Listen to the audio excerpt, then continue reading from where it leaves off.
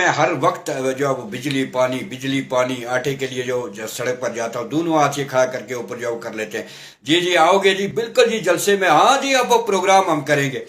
اور ایسا منافقانہ ذہن، ایسا منافقانہ معاشرہ، ایسی منافقت ایسی اس سوسائٹی کی کہ جب وہاں پر یہ دیکھتے ہیں تو وہاں پر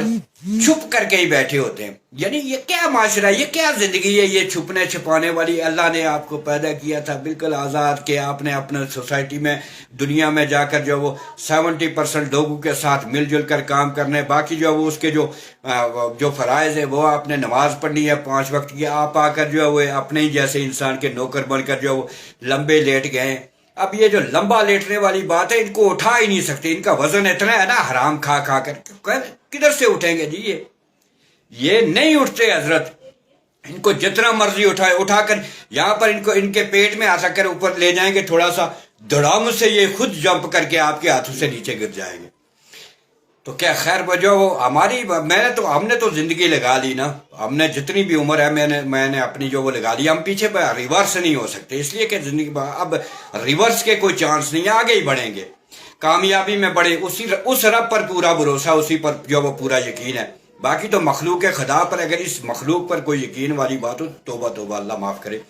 ان پر جو وہ کوئی نہ بھروسہ کرے نہ یقین کرے۔ تو آٹے اور بجلی کے حوالے سے کہ جب بھی سڑک پر آتے، ہاں جی آپ بالکل جی آؤ، ہاں جی فاروق ارشد صاحب جو آپ نے جو کرنا ہم آ جائیں گے، آ کر جو کم پیٹ کے لیے نہ نکلے، یعنی وہ آخنے کہ گھمبا آستے جڑے نہیں نکلنے، او مجاہد بنتے نے فیس بک پر لکھو ہم کشمیر آزاد کروائیں گے۔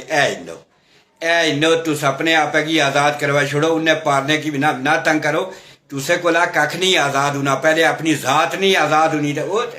ویسے جمپ کر رہے ہو، لکھے ہاں جی مسئلہ کشمیر جی ہم حل کرو، پہلے اپنا مسئلہ حل کرو۔ اور یہ جو مسئلہ کشمیر ڈال رکھی ہے،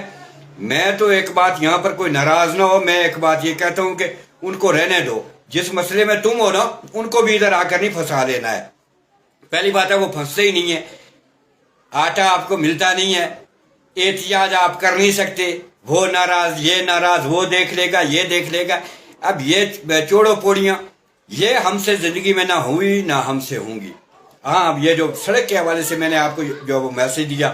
آپ یہ کوشش کریں کہ کہیں کھڈا ہے، کہیں سکول کی عمارت بوسیدہ ہے، بس یہی پیغام اسی کو یاد رکھیں، وہ آپ خود سے کر لیا کریں، اس لیے اس سڑک پر سفر آپ کرتے ہیں۔ اور دوسرے نمبر پر اگر آپ تھوڑا سا